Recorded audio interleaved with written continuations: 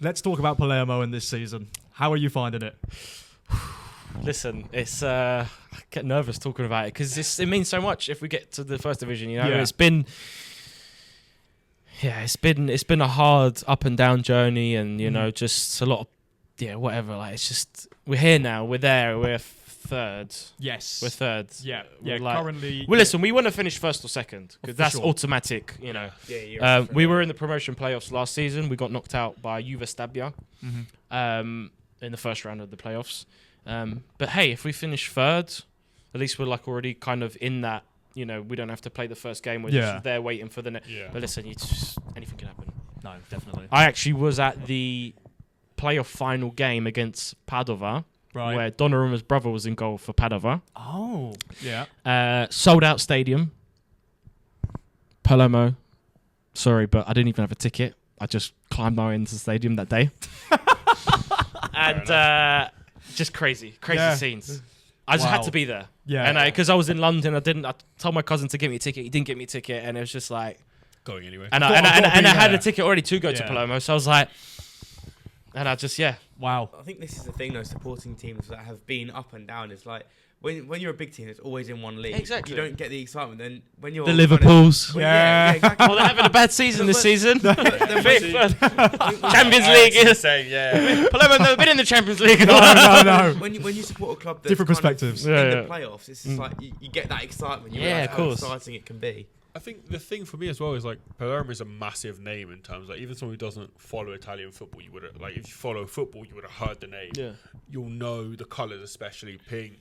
Yeah. You know, I think it's one of those things where it's like it's really interesting where I don't know how to put it into words, but like, you know, you follow the team, always followed them. Yeah. For someone who hasn't watched that much Italian football, I still know the name. That's amazing. Still know and what colour do you remember? It's always pink. Yeah, that's what it is. Well, that is the thing. Like when you do think of pink football kits, at least straight away my mind goes Palermo. Mm-hmm. Yeah. And all the teams now, Inter Miami, they're all inspired from Palermo, most likely. Yeah, it's one of the top three you'll think of. Inter Miami, Palermo is definitely up there. Yeah, as the next known other than Inter Miami because Inter Miami's such and we did it before them, obviously, because they've only been, you know. Yeah.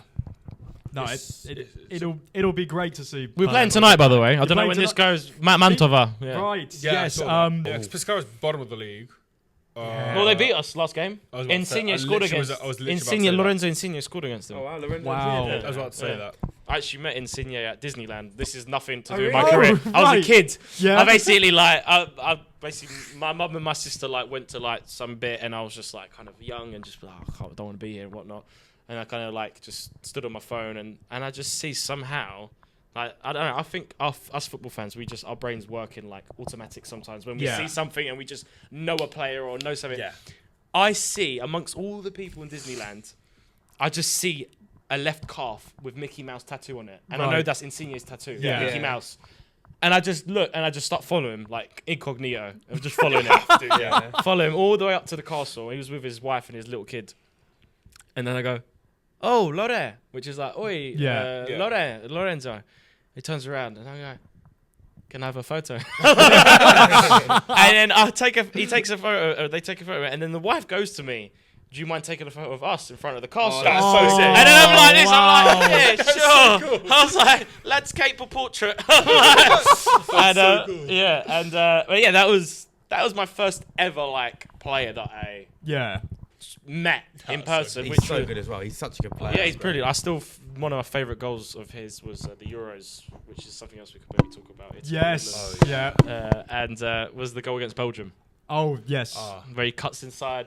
In Italian, we say tiro gir. Tiro gir means curling shot. If that makes sense. Yeah. And that was his kind of, Oh, it's the same with Portuguese. Sorry, I just How'd you say Portuguese?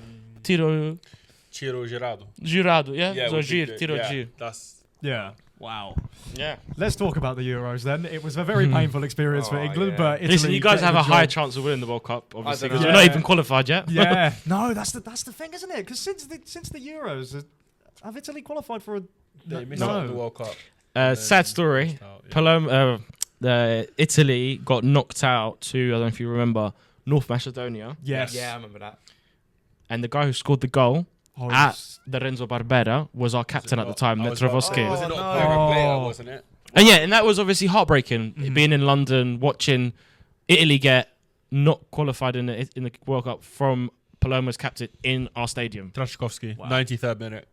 Well done. 93rd, yeah. Yeah, 90 plus 3. I suppose you don't really know whether to be happy for him or whether to be just absolutely gutted. Devastated. I don't know if I can swear, but F him. Yeah. He's knocked your whole nation out. Exactly, at our stadium. And Palermo, celebrated. Oh, that's crazy. And celebrated. And he celebrated, That's nuts. I think Palermo sold him next season. I'm not too sure. I don't know. I think there was this striker back in the day in Italy. I think it was it might have been the South Korean and the Japan World Cup in like 2002. Yeah, we got knocked out, And I'm pretty sure that Italy got knocked out, somebody scored a goal and then they sold that player because they scored against Italy. And I can't remember his name. I think he was playing for Parma or Yeah. Brescia or something. I think it was Parma. They sold Yeah, it.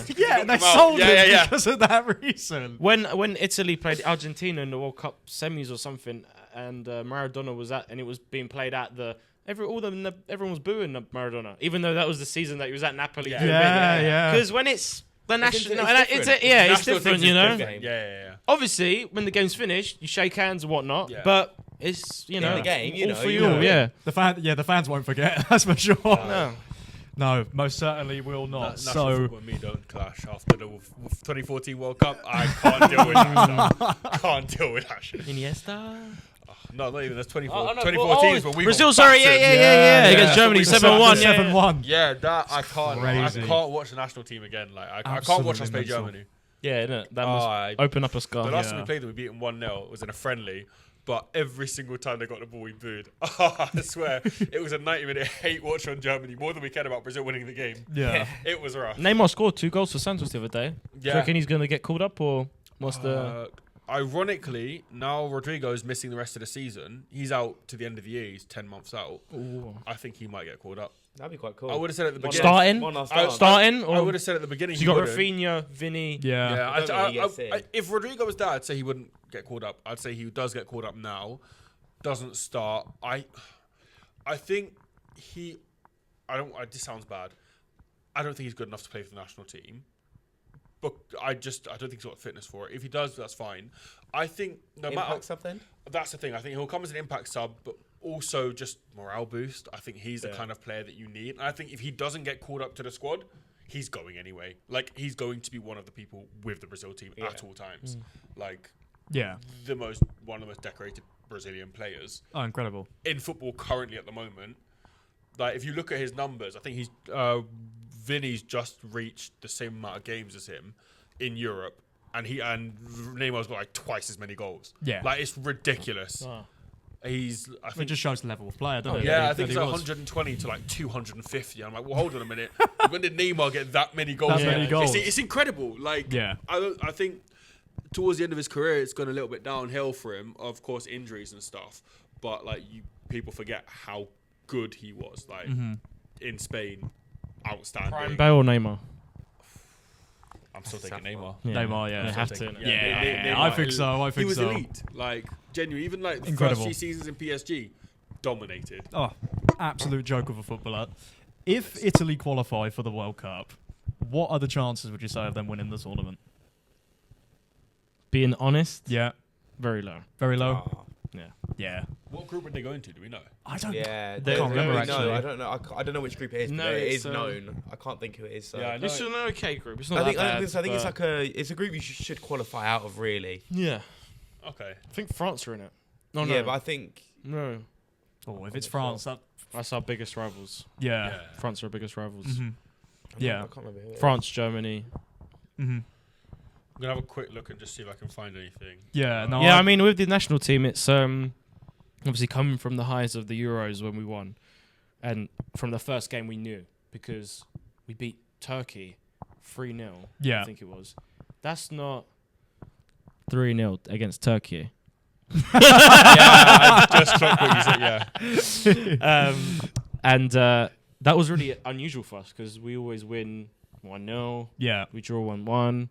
We win 2-1, where we score the second goal in the last minute because the other team's like attacking. Like, that's Italian football.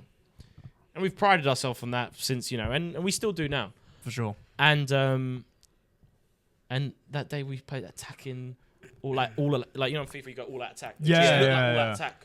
You know, Spinazzola was bombing down It was the so left. fun to watch. Yeah, you know. Sorry, I've got the group here. So if they are to qualify, they'll go into Group B with Canada, Qatar, and Switzerland. We should You should top. Yeah, you should top that group. I know if we you got go in. beat by Switzerland in the.